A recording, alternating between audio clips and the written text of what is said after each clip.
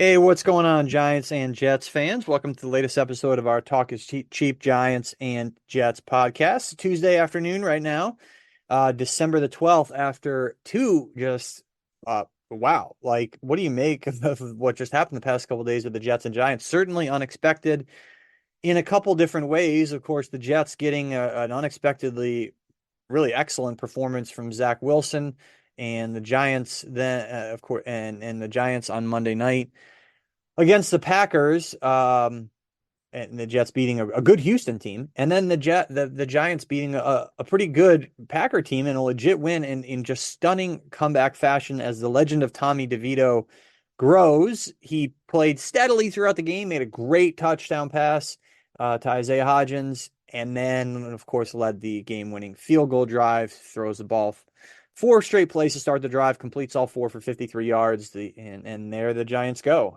Third straight win for the Giants. They are 5-8. The Jets also 5-8. And so the playoffs, obviously there's a mathematical possibility, but you're talking slim still. But these teams clearly are going to try to keep winning. That's what they do. For as much as we talked about the future earlier this year, it's for these teams, it's about trying to win. And that's what the Giants have done now. Three straight wins for the Giants. They had this is just their third winning streak of 3+ games since 2016. They had one of 4 game winning streak last season, one 4-game winning streak in 2020. This one, a 3-game winning streak. And that's it since they won 6 straight in 2016. So the Giants head to the Saints this weekend. The Jets head to the Dolphins this weekend. A couple cool road trips as the season winds down. The Jets, of course, breaking a 5-game losing streak by beating the Texans. And it'll take a little bit of heat here off Robert Saleh. A lot of heat off Robert Saleh and Brian Dable down the stretch of the season. We'll see how these teams finish out. But that's where things are at. Right now, the Giants have a 2% chance of making the playoffs. We'll get into the machinations of that. The Jets have a less than 1% chance of making the playoffs. Again, 4 games to go. That's where they're at. But for the Jets fan, the Giant fan, they'll take a positive here, unless you're really fixated on draft position. They'll take you'll take the positive and at the end of what's been a tough season. So Andy Vasquez, our Jets reporter, joining me as always. What's going on, man? Terrell, I'm offended that you said it was a surprise because the last thing I said on the podcast at the end of last week was that Zach Wilson will play well and the You Jets called will it. win because it's the stupidest thing. It's always the stupidest outcome with the Jets. So um, you can guess what my pick is going to be this weekend. We'll get to that. But yeah, it's interesting. I just, not to steal your thunder on the playoff conversation, but the big difference between the Jets and Giants is that if the Giants keep winning, their percentage will go up drastically.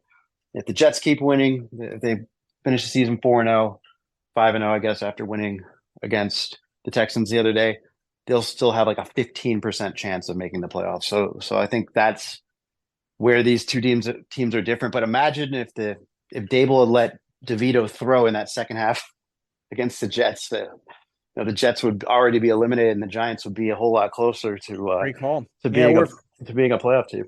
Graham Gano had made that field goal. Yep, a Of lot of course, things the go both penalty. ways. Things go both ways. The Patriots missed a field goal that would have forced overtime against the Giants. So, yeah, and the penalty on Kayvon Thibodeau jumping offside against the Jets. So it's been a year of certainly mixed weird luck, but a lot of bad weird luck, mostly for these teams.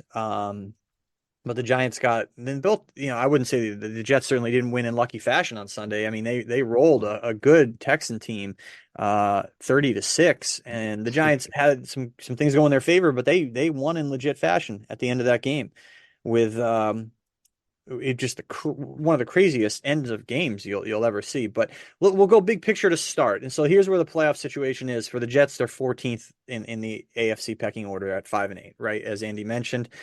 That's where they're at with 4 games to go. If you run with the New York Times does you could check and see what'll happen. So if the Jets win this week, their playoff chances will go up. They'll be 1%. Now they're less than Yeah, 1. And then as Andy said, obviously, if you keep winning, your chances are going to go up. Well, what happens if the Jets win the next week against the Commanders? It'll be just 2%. Well, what happens if the Jets win in week 17 at the Browns? Super hard game. Oh, it'll be just 6%. Okay. And then if you close it out, if the Jets win out, as Andy said, it's according to the New York Times here, 10%. So that's a situation for the Jets. Like it would take an absolute miracle for them to make the playoffs. I think the same could certainly be said for the Giants. I know everyone's talking about this one game out thing, folks. This is not the same as baseball. It's not the same as being, well, let's like stop with this one game out stuff. The Packers currently the last wild card. They're 6-7, right? The Packers do. The Giants have the head to head over the Packers. Okay, good, right? Then from 8, 9, 10, and 11, pecking order in the NFC, there's the Rams, Seahawks, Falcons, Saints. They're all 6-7. Okay. Then the Giants are the 12th in the order at 5-8. Okay. The Giants still play the Rams and Saints, so they got a chance to get the head to head there. They do not play the Falcons. They lose the head to head to Seattle. So if Seattle and the Giants finish with the same exact record, nothing else matters. The Giants cannot jump them. Obviously, the Vikings have the second to last wild card, that 6th seed at 7-6, but we're talking just about the last one for now. So that's what needs. I mean, the Giants have 4 games left. They got 2 against the Eagles, who are 10-3, and yeah, they're vulnerable, I guess, maybe, but they've lost to 2 awesome teams the last couple of weeks. So we'll see what happens. The Giants have to go to New Orleans and win, obviously. And then you'd think they'd have to win at least 1 game against the Eagles, right? So if the Giants find a way to go 8-9, could they get in? Like maybe. Well, let's run it for the Giants on the playoff. Right now they're at 2%. That will go up if they win in New Orleans. It will go up to 5%. If they somehow beat the Eagles on Christmas Day in Philly, that goes up to about 20%. And then if you keep going to the Rams game, that'll put you at 52%. And if the Giants somehow, some way win out, their chances of making the playoffs are 91%. So certainly different than the Jets. Those changed since this morning. That's crazy. Yeah, They they must wrote have the updated the simulation. models. Yeah. Yeah, but that's sort of where things are at right now. So for the Giants, it's obviously it's 1 game at a time, whatever. They got to go play a good Saints defense this week. Maybe the Giants get Darren Waller back. That would help. But yeah. So let's circle back to the Jets. What do you make of Zach Wilson's play on Sunday? It's probably too little, too late, right? Yeah. I mean, look, it doesn't matter until he strings together a second good performance after the first one, which he's never done in his career. So, I mean, it does open the possibility, I would say, to him being back next year as a backup because he, for the first time in his entire career, has earned the respect of the locker room by going through everything he's gone through last year and this year, and then playing the way he did, and doing it twice this year. Because remember, after all the nonsense when Joe Namath basically, you know, there's not a good term for it. He just destroyed Zach Wilson back in after the week 3 loss to the Patriots. He comes out and dominates against the Chiefs and then wasn't able to back it up.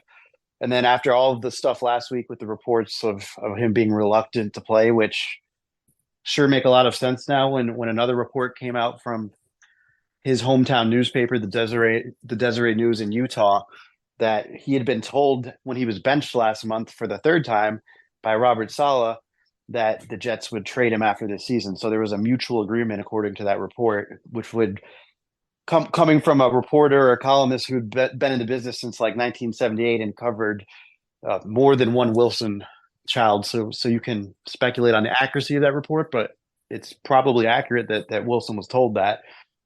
And Robert Saleh and didn't go deny from there. Yeah. And Robert Saleh, exactly. Robert Saleh didn't deny it yesterday. Sorry, it's hard to keep all of this straight. So that could have been exactly why Zach Wilson was reluctant. But anyway, I mean, you go through this wild week and then he runs out in the field and probably didn't expect to hear cheers, which did happen too. That's kind of, I think, not just the attitude of the fan base, but I know it's the attitude in the locker room where it's almost like he's become a sympathetic figure, or not even a sympathetic figure in the locker room. He's kind of like a testament to everything that he's been able to overcome and his resilience. It's impressive to just about anybody in there, even the guys who have previously not had his back, clearly have his back now. So it's interesting. I think there is an avenue to him coming back here next year as the Really? backup, and I really do because, like, well, he has to play. Like, he plays well the last 4 games. I mean, again, it's the thing about him is you see why he was drafted number 2. He does have the arm talent. I'm not saying he could be a good quarterback, but like, I'm just talking about next year. It just makes sense. It would make a lot more sense for him to be on the roster than not, right? Because of the dead money if you cut him. Uh, the difficulty in finding a viable backup, and what are they going to get from him in a trade? So if he plays well, they probably could get something good for him in a trade, and in a way it would make him less likely. But anyway, I broke down the kind of the 3 most likely slash unlikely scenarios. The most unlikely being the Jets picking up his 5th-year option this morning, on Tuesday morning, on NJ.com/Jets. So go check that out. But um, yeah, dude, I don't think it's like out of the question. But of course, he has to play well for the last 4 games, and that's also a huge stretch. Is that likely given everything we've seen? No, but I just would say, like, that's the only thing you can take. And maybe, like, I'm too deep in the woods on this, but like, what I'm trying to say is, like, he's proven nothing yet, but you can now see like an avenue given what he's overcome this year.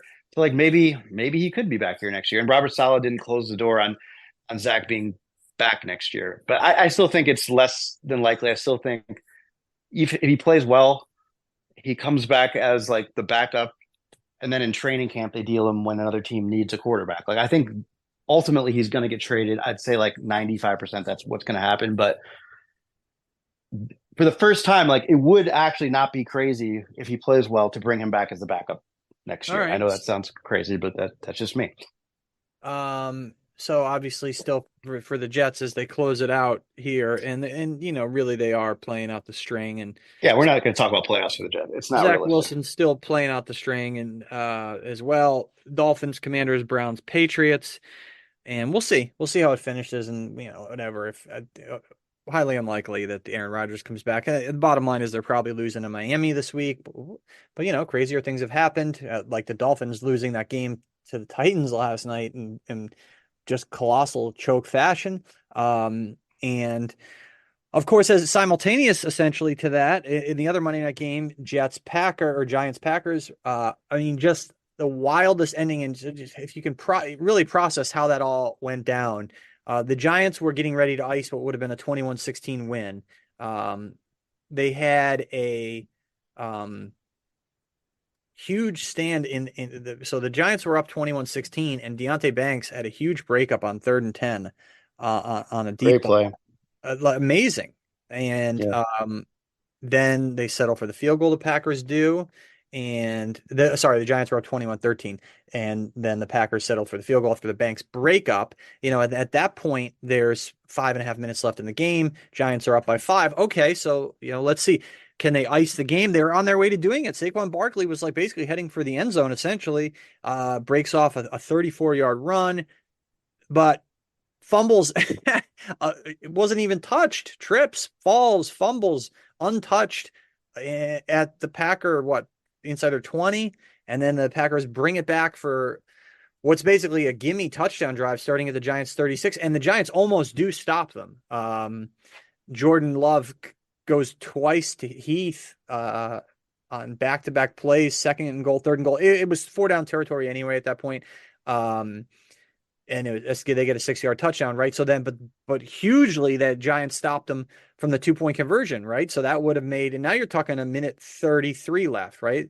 So what a crazy turn of events in really everything that happened from the Deontay Banks breakup with 5.5 minutes left, then the Saquon Barkley fumble with 3.5 minutes left, and then the touchdown by the Packers with a minute and a half left to go up 22-21 after the missed 2-point conversion. Again, huge, because now the Giants can win it with a field goal instead of tie it. So they take over DeVito and company at their own 25, minute 30 left, and he goes 1, 2, 3, 4 straight passes, 7, 9, 30, 5, 7, 9, 32, and all of a sudden they're at the Packer 22, and it's like, my goodness, now it's totally legit field goal opportunity, and that's what winds up happening. They get to the Packer 22 with 42 seconds left, and the legend of Tommy DeVito grows because Randy Bullock connects with a 37-yard field goal. I mean, that Barkley fumble would have been one of the most brutal ways to lose a game you could ever possibly think of. Like, just unfathomable.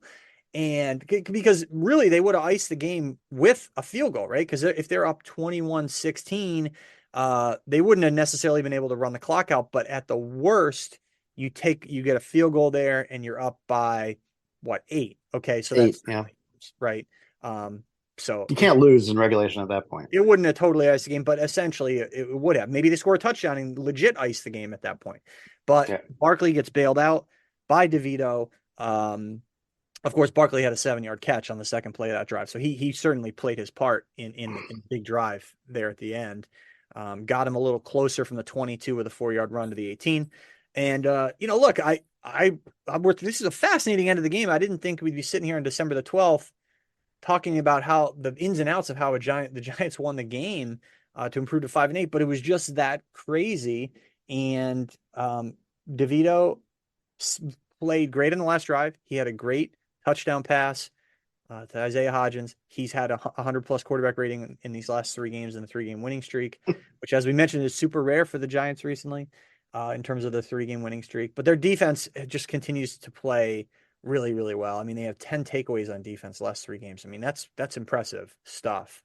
So they've lifted them up, and they're going to need to do it against a good Saints team that has a good defense. I can't imagine the Giants scoring a bunch of points in this game. So look, the Giant defense is not the Jet defense, which is second in the league, but the Giants now up to 18. It's in PFF while the Jets are second. So I just certainly takes away some of that like tension talk about from Wink Martindale and Brian Dable. I mean maybe Martindale's gone anyway, but it's amazing, not really amazing, but just notable that like winning kind of really does cure everything. Sure. I was thinking about that today, that old Tiger Woods ad after all the scandal. He comes Oh back yeah. the next year and it was like winning fixes everything. I was like, it does. And I thought like it was really interesting in that game, not just the way that fumble happened with Saquon, and you were in the building, so you can speak to the energy, but like the bizarre nature of the return and the Yeah. call, the contra, like the fact that not only was it a brutal enough thing that the Packers got the ball back, but they were able to advance at 50 yards. I mean, what was that like in the stadium as that played out, and Yeah. kind of the Everyone was aftermath? silent. Like, yeah, Well, I mean, like I think even there was a lot of Packer fans there, and clearly a bunch of Giants fans that sold off their tickets a few weeks ago. But yeah, everyone was just kind of like, "What is going on? Was he down? Could he possibly have been down? Was he touched? Well, he was definitely down, but he hadn't been touched." And so everyone was just kind of confused and bewildered about what. And I think some of the Giants players in the field were even like, "Wait, what's going on?" And the play was still going. It was one of the weirdest things I've seen covering a game in a long time. And yeah, just really, really strange. And you don't expect that from Saquon Barkley. It's such a huge bonehead play. third, yeah, Not yeah, I mean, third ever, right? His third ever lost fumble. is that right? Yeah. Well, I That's have what to. it said on the broadcast last night. Yeah. Wow. So, Um, and to lose and the it other thing I thought was but it was interesting. rendered a footnote. Yeah, exactly. That ends up being this play. You think like, oh my gosh, we'll be talking about that forever, and no, we won't, because it's over. And then also interesting what you said about the Giants defense with the turnover, because I think the Packers had gone 2 straight games without a single turnover, and then you had, I think it was all basically on back-to-back plays or 3 plays, they had 2 turnovers there at one stretch. So yeah, it was that was exactly what the doctor ordered for Dable and Wink and the Giants. Much like with the Jets, you know. I mean, what else can you say other than that? I've criticized Robert Saleh a lot. You've criticized Dable, but the fact that these teams are still winning games against good teams and legitimately, it's not like fluking out. It is, you have to give these coaches credit for that, in my mind, anyway. 100%. I would say, the Giants dealt with some late season adversity last year. Everyone will remember, they started 7-2, and then they really hit the skids there and loss, tie, loss. They go down to Washington December 18th last year, week 15. They're 7-5-1, and they get an enormous win. Now they got a little lucky on the no call and Darnay Holmes in the end zone, but that put them on the brink of clinching a playoff spot. And so this team clearly has shown the ability to rally for Dable in situations where, yeah, the playoffs were certainly more of a hope last year than they are this year. And, the players are happy to crow about their playoff chances after in the locker room after Monday night's game. They were happy to do that, but which is fine. But this team has shown the ability to play hard and that's what you look for, even in a lost season like this, especially if you're the owner, right? Is the team folding or not? And that's what I think Robert Saleh, they were teetering on just that. I think at least the perception, the optics of like, if another loss, he had to stop the bleeding, and they did. Now, let's say they lose out. Does he stick? Yeah, I think that was it because you don't. Something has to change if you lose 10 straight to end the season after losing 6 straight. Um, Another interesting stat from last night is I think that was the first loss for LaFleur in December, and Salah got who's notably really good friends with Matt LaFleur after firing his younger brother as his offensive coordinator. But Salah had won only his second game in December the other day, the day before on the same field. So kind of the dichotomy. Like I don't think you get away with that, even though the Jets seem intent on bringing them back. Like something is going to have to give if you lose 10 straight games to end the season. So Yeah, even I if do, Aaron I Rodgers do, bring him back. yeah, I do think like it ends that conversation. And I also think that's why you saw a freaked out Robert Saleh last week because he's starting to realize like, oh my God, I got a free pass the next year and I might not even be able to take it because we might lose 10 straight to end the season. So I do think it takes, the heat off of him.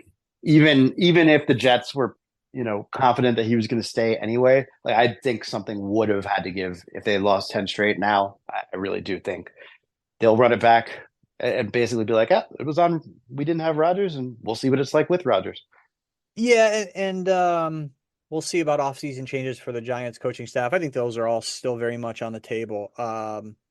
The Giants now, they beat you sort of look at the DeVito thing and the Giants thing. They beat the Commanders and the Patriots, who are just dreadful, and it's sort of like, yeah, so what? Well, then last night they got a legit win and not, like you said, non-fluky win over a good team, just like the Jets did on Sunday. So like a couple really positive days for these teams, and the Giants the rest of the way have to play good to very good teams. Well, one very good team twice in the Eagles, and I'm not buying that. The fact that the 49ers and Cowboys pounded the Eagles leads much into the notion that the Giants could upset them. I just don't see the Giants beating the Eagles. I mean, just look at the rosters. I mean, and the Giants also lost and got creamed twice by the Cowboys and once by the 49ers, right? So the teams that beat the Eagles big also beat the Giants big. And so the Giants closing out against Saints, then at the Eagles on Christmas Day. So 2 back-to-back road games against a good team and a very good team, and then home against the Rams, who are showing they're pretty good, and then the home against the Eagles, who are not going to be resting their starters in Week 18 because they're still going to be fighting for stuff, whether it's the division or the number 1 seed. And so that's where the Giants are at. The schedule is tough. The Jets schedule, they play a tough Dolphins team this week, a really talented offense, and then they play the Commanders at home. The Jets can easily win that game. Then at the Browns, and the Browns defense is so nasty. I just don't see the Jets winning that game. And then they close and this is a fascinating game. I don't care if both teams are out, and the Patriots are already out of it. If the Jets can, I don't care how bad the Patriots are. If the Jets can close the season with a win in New England, that is okay. The Patriots have beaten the Jets every matchup since what, the second one of 2015. So how many is that now? Do you know off the top of your head? I'll count it here. It's 15.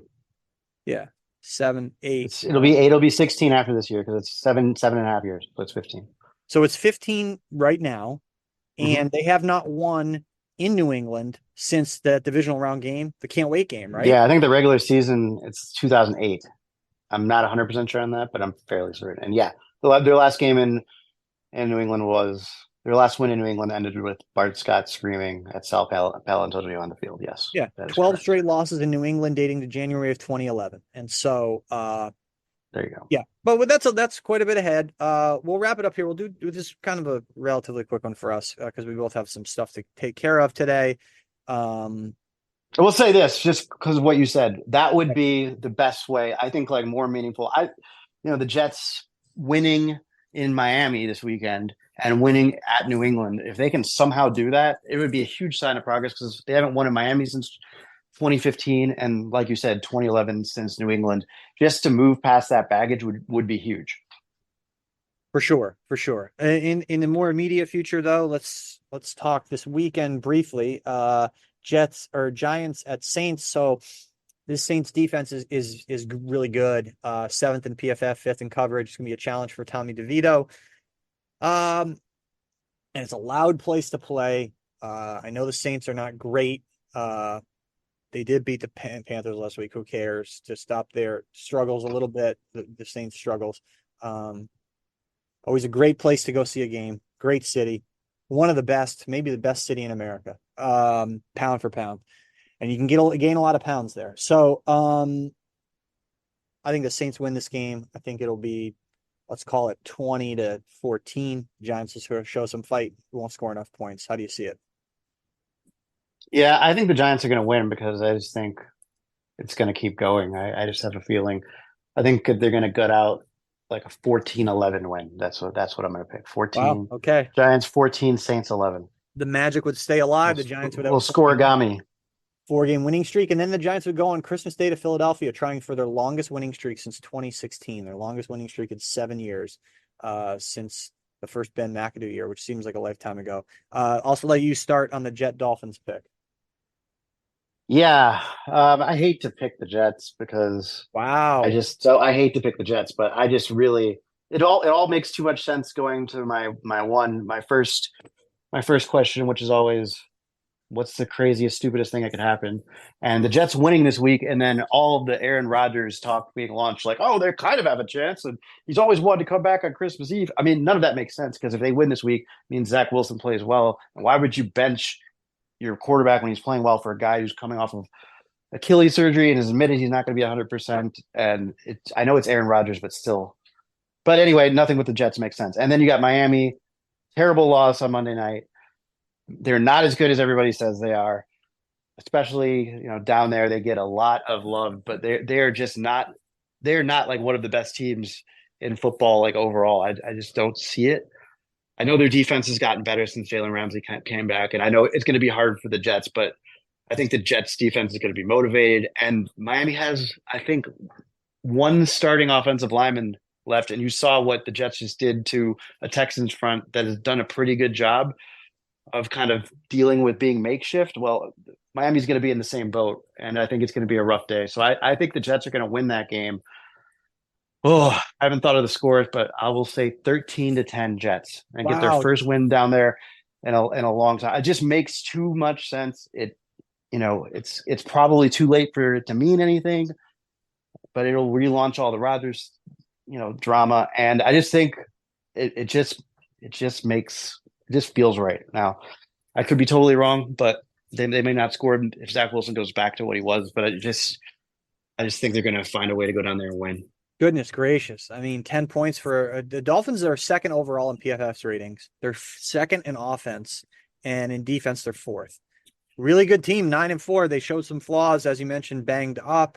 I don't see the Jets holding them to 10 points. I think the Jet defense will play pretty well, but I think you're looking at, let's call it 21 for the Dolphins and 10 for the Jets. So it'll be one of those where the defense plays reasonably well against a really good offense, but not enough. So with that, we'll leave it. And we appreciate everyone listening. As always, be sure to check us out at NJ.com/Jets, NJ.com/Giants. And then, as always, like, rate, review, subscribe on all your favorite podcasting platforms. We appreciate everybody listening. And we'll be back as usual. We'll do another one, as always, on Tuesday in the afternoon, maybe in the evening. I'll be coming back from New Orleans on Monday. Andy as well from Miami. A couple great trips, a couple great places to be in December. So if anyone is making this trip, what a great pre-Christmas trip to do for either of these trips to get one in.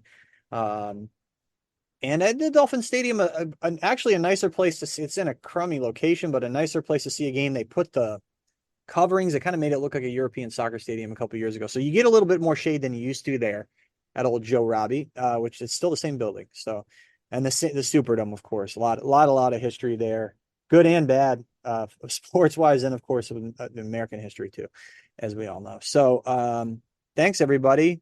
Have a great week and have a great weekend if you either are or not going to the games, and then circling back after that, it'll be Giants on Christmas Day. So regular rest for the Eagles coming off a Monday night against the Seahawks, because Christmas is on Monday this year. And then Christmas Eve, home game, Cowboys. Nope, that's wrong. I looked at the wrong schedule. The Jet game on Christmas weekend is Commanders. Commanders. Thank you. Christmas Eve afternoon, home game, Commanders, winnable one. But first, the two big road trips this weekend are two certainly interesting ones. We'll see how interesting these teams make it. But until then, we will talk to you guys next week.